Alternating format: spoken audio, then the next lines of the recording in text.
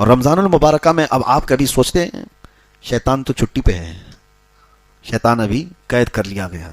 حدیث پاک میں حضور صلی اللہ تعالی علیہ وسلم فرماتے ہیں سرکش جنات اور شیطان مردود کو پورے رمضان میں قید کر لیا جاتا ہے. اللہ تبارک و تعالیٰ قید کر لیتا ہے مومنین کی راحت کے لیے، لیکن پھر بھی شیطان کے ایجنٹ بہت گھومتے رہتے ہیں، شیطانی کام بھی ہو رہے ہوتے ہیں، ساری چیزیں چل رہی ہیں. یہ کیسے؟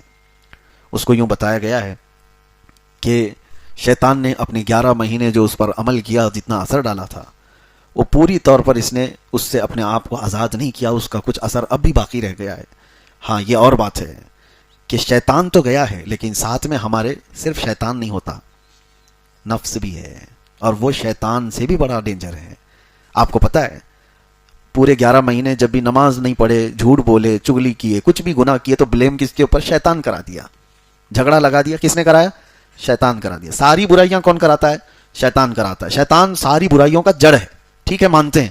لیکن آدم علیہ السلام کو سجدہ کرنے کے انکار جو شیطان نے کیا، اس کو کس نے بہکایا؟ وہ تو خود شیطان ہے. شیطان سارے لوگوں کو گمراہ کرتا ہے، تو پھر شیطان کو کس نے گمراہ کیا تھا؟ شیطان سجدہ کیوں نہیں کیا؟ اکڑ کیوں دکھایا؟ تکبر کیوں دکھایا؟ فرمایا گیا کہ شیطان کو اس کے نفس نے گمراہ کیا تھا.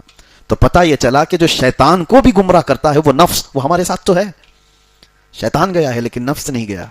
اس وجہ سے نفس کی تربیت کے لیے ہی رمضان ہے.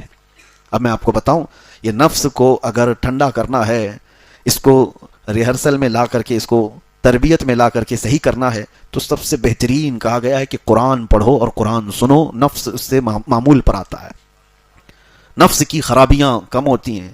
اور یہ بھی فرمایا گیا کہ روزہ نفس کو توڑ دیتا ہے.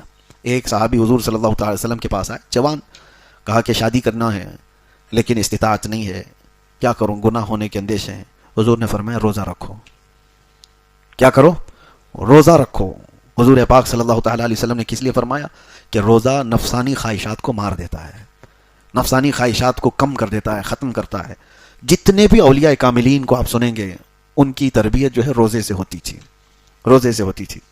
اب یہ رمضان آیا ہی ہمارے پاس ہمارے نفس کی اصلاح کے لیے. اگر اس میں بھی ہم نہیں کر سکے تو پھر کبھی نہیں کر پائیں گے.